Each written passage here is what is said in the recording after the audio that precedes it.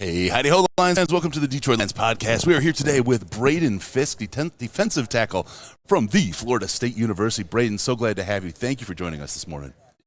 Thank you. This is my opportunity. I'm happy to be down here in Mobile finally. This has kind of been a dream that I've had for a couple of years now, at least last 2-3 years of my career, just hoping to get this opportunity, and now it's finally here, and I was trying to take advantage. Yeah, you earned your way here with some very good play. Thank you. You are a watch. One of the things, so I got into you by watching Jared Verse. Okay, yeah. Because he's obviously your showman, and you guys run stunts and twists and games, and you've got a move that I love. So just tell me about what's your favorite way to go get the quarterback? Well, I mean, really just attack style. That's kind of my play, just getting upfield, attack style football, just getting after the guys in front of me. I mean, kind of just read what they give me and take whatever I get. And I mean, when you play next to a guy like Verse, it makes the game easy. You can play off each other, and it forces the offense to do certain things, and you're going to get certain looks. And the more we play together, the more comfortable we got. And I think we were able to attack teams, better and better as the season went on. And I think it showed as it progressed, what it kind of turned into. It was pretty special. Sure. Let me ask you a question. I know you've heard this before, right? It is a heartbreaker. I live in Tampa. My neighbor is a Florida State alum. I mean, all I hear about is Florida State all fall long, right? For sure. And I mean, as a guy who's from the outside looking in, you guys did everything right. You did everything you had to do. Right. Where are you at after where it lands? And like you said, I think that's what hurts the worst. To do everything, at least that we were in the beginning of the process, we're told to do. You play full season, you win out your season, you win your conference, and it should be a no-brainer, right? Especially you're playing in a Power 5 conference. That's what you're told to do, right? And it happens, and you don't get in. Which I can understand the politics of you're down to your third string quarterback, whatever it may be. But at the end of the day, we still found ways to win. Yeah. And but what hurts the worst is that team. How special that team was. The amount of talent and guys. You can see all the guys are going to be in the draft now. The amount of guys we had on that team that are never going to be able to play together ever again. That stings the worst. And that's not even just players, but from the staff to support staff to just how special that group was and the culture that we had built in such a short period of time. Especially with the transfer portal, being able to build special teams these days is kind of rare. I mean. That's a good point. You don't really see the days of the Michigans right now where, most of the guys are homegrown and been there for, time. I mean, now it's hard to find guys that haven't transferred at least once. And the amount of guys on that team, at Florida State team that we had that had transferred from all different places across the country and were able to build what we did is pretty incredible. So that's what hurts the worst. Yeah, I can feel it. Let me translate that now to the NFL. Yeah. Detroit Lions podcast. I'm sure you watched the game. Oh, for sure. Heartbreaker, right?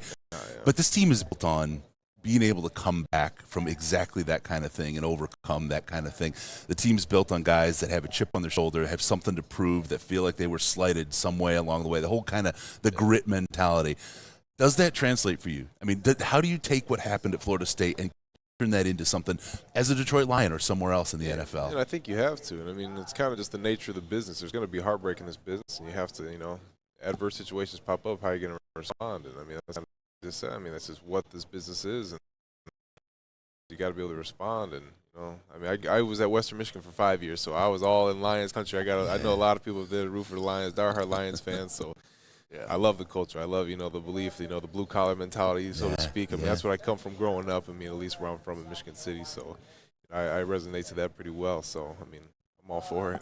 Yeah, I remember you playing down there. I live in the Grand Rapids area, so nice. I get down there. And let me ask you about Marshawn Nealand. Yeah. Gonna be happy to see him again. Yeah, we've been hanging out all week so far. Nice. Just hanging out, getting to see each other, and then our D corner and D line coach were down here yesterday, so we got hang out a little bit yesterday. So it's cool. It's cool to see him. He's a heck of a ball player. I mean, he gets after. We play a very similar style of play, just attack style, and after a high motor, get to the ball. Yeah, Let me ask you, what did you weigh in at, and were you happy with it? I weighed at 295, which, I mean, that's a comfortable weight for me. I mean, I played at around 300, closer to 300 this past year. You do not look that big. Just looking at you, you carry it very well. So thank. All right, it makes me feel better. I didn't know how I was going. Come on, man. I heard a little bit. I was like, hit him. Show him what's don't up. hit me. I like having my spine. That was tough. That's a good weight for you. I mean, it feels good. I mean, it's for the best. I mean, in past years at Western, I was playing at pretty light. I was like 280, 285 at Western Michigan. Then, making this jump up, I felt it was needed to kind of, add some weight and add a little bit more mass. And this is the best I've felt in my career playing at this weight, and even floating between 295, 300. I think it looks a little better when you get them triple digits at 300, but on paper at least. So, but as long as I'm comfortable, that's where I want to play. Yeah, unlike Riz here, I'll tell you look great. I think you like you said, you carry it well. You look like you're gonna be able to move and put some people down while you're doing. Yeah, that's my game. That's good stuff. Let me ask you about what are your goals here this week at the Senior Bowl? What do you come in? I mean, this is obviously a heck of an opportunity to come in and show your stuff. I always talk to people when I kind of explain to them what the Senior Bowl is. I tell them this is like the last chance for these guys to play a game, and really the first chance to play it with a team they don't know. Like they come in and have to when they land in the NFL. These guys would come in and play with a team they don't know. This is that chance to show that. Exactly. Tell me what your goals are this week here. Yeah, I think opportunity just to learn. I mean, you're around the best of the best here, whether it's players, coaches. I mean, everybody that's going to be here is in like the best of what they do, and at least at this level. And I think just the opportunity to learn and be able to work with guys that you never worked with before, as you just brought up, and put you in a situation to kind of adjust, and puts you in a situation to have to force yourself to get out of your comfort zone a little bit, and learn a new playbook, learn different technique, learn how to play with different guys. I mean, I played reverse, so I'm wrestling with the same guy every game, so now I could be rotated with guys from completely different schools, have completely different philosophies of how they get to the quarterback. So I think, it's just going to be a really good opportunity. This is, I said earlier, something I dreamed of for a long time. And, just to be able to be down here and playing this game is super special. It's an honor. And, I just want to be able to take advantage of it. And kind of, I want to say there's doubters out there. I mean, just prove, everything that they've seen this season and just show them why I have the worth to play in the NFL. Yeah. Validation, baby. We got a guy, really quick, we got a guy in the chat, Ben Ingram. Love Braden in Kalamazoo. Go Broncos. Good luck with everything. I would love to see you in a Lions uniform. Appreciate you, there's a lot of opportunities in the NFL. Would it be something special to be a Detroit Lion for you? I mean, anywhere I can play would be super special, but I mean that's kind of like my roots up there in the Midwest. So I think you're from Michigan City, Indiana, right? Correct. Yeah, so that's right over the border. I mean, about halfway between Chicago and Detroit. So I think just the opportunity that would be super special. I mean, I definitely have a pretty big fan base up there off the jump, so I think that'd be pretty special. But I think Detroit would be awesome. That's awesome. Let me ask you about you transferred, obviously. How do you feel like does that help you prepare for this week where you're going to be playing with a lot of different people again?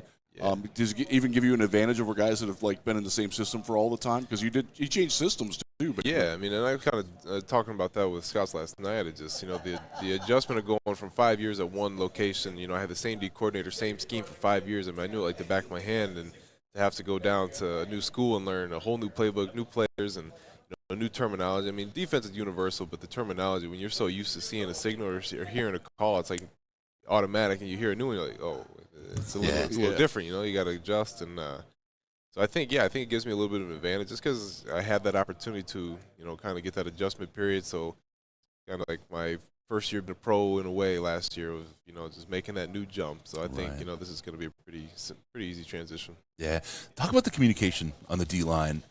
You've done it. You work on that with the guys. Yeah. How important is that to be able to pick that up and roll with that now and with new people?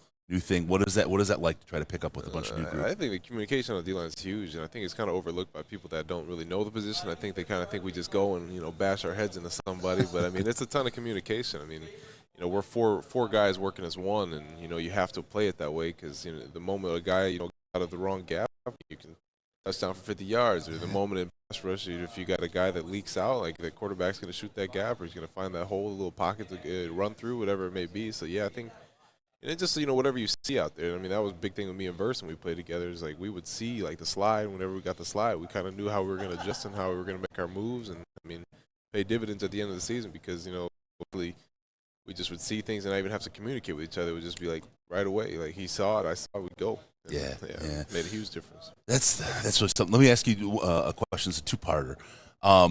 What's your favorite play from your time at school? What's the one that you remember the most? And then what's the one where you learned the most? Where's the one where you said, oh, man, this is something that's never going to happen to me again because I just learned something? Right. Well, I'll start with the last question there of the one I learned the most.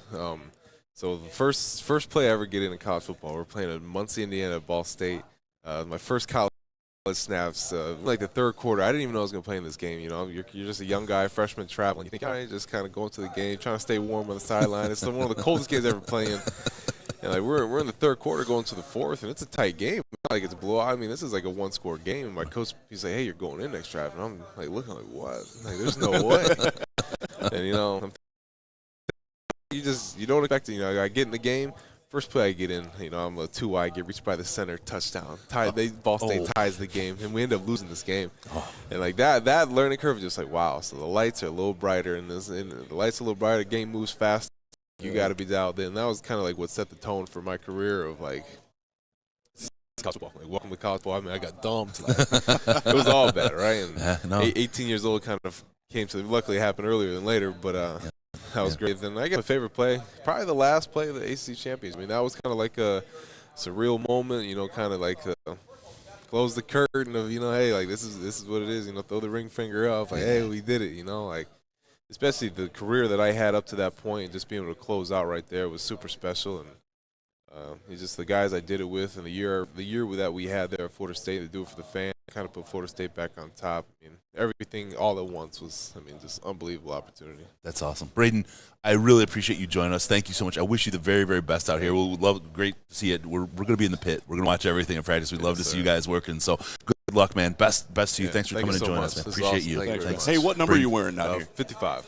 We'll watch out for you. Double nickels. 55, Braden Fisk, Florida State, coming maybe the Detroit Lions in the future. We'll see you again soon. Appreciate you guys. Thank you.